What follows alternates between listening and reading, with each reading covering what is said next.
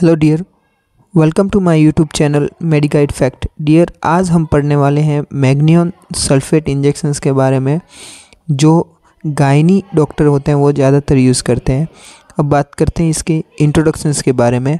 Magnesium sulphate injections commonly known as Magnion, यह medications जो मैग्नियन के नाम से जानी जाती है। It's a medication use to treat various medical condition, जो कई सारी मेडिकल कंडीशन को ट्रीट करती हैं, इंक्लूडिंग इसमें magnesium deficiency, eclampsia, pre eclampsia, cardiac arrhythmias and severe asthma जैसी प्रॉब्लम को ठीक करती हैं।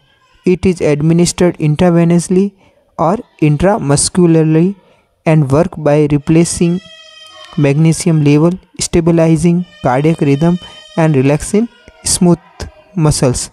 यह मेडिकेशन इंट्रावेनसली और इंट्रामस्कुलरली दी जाती हैं, जो मैग्नीशियम लेवल को मेंटेन करने में या कार्डियक जो रिदम होती है उसको स्टेबलाइज करने में, स्मूथ मसल्स को रिलैक्स करने में भी इस मेडिकेशंस का यूज़ किया जाता है। नेक्स्ट हम बात करते हैं उसके डोजेज एंड एडमिनिस्ट्रेशन की। तो first of all dosages, the dosages various depend on the indication, severity of deficiency and patient response. उसकी जो मेडिकेशंस हैं डोजेज वो उसकी पेशेंट की सीवियरिटी, उसके पेशेंट के रेस्पॉन्स के आधार पर दी जाती हैं। First of all administrations, magnesium sulphate injection is typically administered IM IV, इसको IM या IV दे सकते हैं। IV एडमिनिस्ट्रेशंस के लिए क्या है protocol? IV administration is usually preferred for acute situations such as pre eclampsia, eclampsia. IM administration is often used for maintenance therapy in patient with mild deficiency। अगर किसी पेशेंट को माइल्ड डेफिशिएंसी है तो उस कंडीशन को maintain करने के लिए हम IM इंजेक्शंस एडमिनिस्ट्रेट करते हैं। नेक्स्ट हम बात करते हैं उसके इंडिकेशंस की। तो फर्स्ट ऑफ ऑल इसको मैग्नीशियम डेफिशिएंसी में, थर्ड और सेकेंड वन इज़ एक्लेम्सिया और प्री एक्लेम्सिया जैसी कंडीशन में देते हैं। अब magnesium deficiency, treatment of magnesium deficiency especially in patient with severe deficiency or those unable to take oral supplement।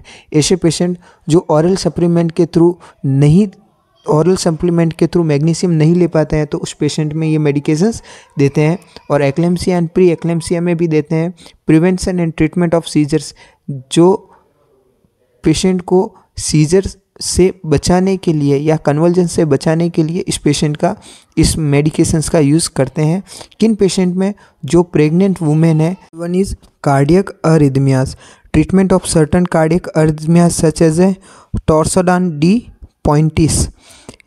इस मेडिकेशंस का यूज़ टॉर्सोडीज डी पॉइंटिस क्या होता है?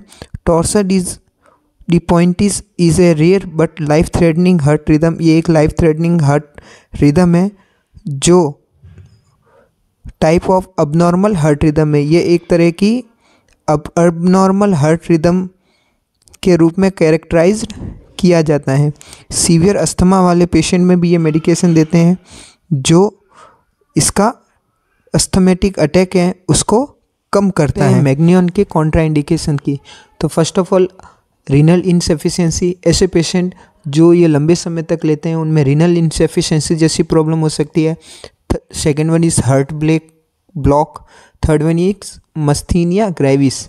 अब magnesium sulphate injection is contraindication in patient with myasthenia gravis. जो patient, यह medication myasthenia gravis जिस patient को डिजीज़ है उस पेशेंट में ये मेडिकेशन नहीं दी जाती है। अब मस्थीनिया ग्रेविस क्या होती है? A weakness and rapid fatigue of muscles under voluntary control. ये एक ऐसी कंडीशन होती है जिसमें अपनी मसल्स पर वॉलेंट्री कंट्रोल नहीं रहता है। The condition is caused by antibodies which cause A breakdown in communication between nerve and muscles. इसमें क्या होता है कि अपने नर्व और मसल्स के बीच में कोऑर्डिनेशन जो होता है वो कम हो जाता है। नेक्स्ट हम बात करते हैं उसके साइड इफ़ेक्ट की। तो ऐसे पेशेंट जो ये मेडिकेशन लेते हैं उनमें flushing, sweating, warmth and burning sensations, muscles weakness या रेस्पिरेटरी डिप्रेशन जैसी कंडीशन पैदा हो सकती हैं अगर इस मेडिकेशंस का लंबे समय तक यूज़ करते हैं या फिर इस मेडिकेशंस को लेने वाले में ये सारे सिम्टम्स दिखाई दे सकते हैं। नेक्स्ट हम बात करते हैं ड्रग इंटरेक्शंस के बारे में। तो मैग्नियन को हम अगर कैल्शियम चैनल ब्लॉकर के साथ में देते हैं तो यह हाइपोटेंशन क्रिएट कर सकता है। अगर इस मेडिकेशन को हम न्यूरो मस्कुलर ब्लॉकिंग एजेंट के साथ में देते हैं तो ये रेस्पिरेटरी डिप्रेशन जैसी कंडीशन पैदा कर सकता है।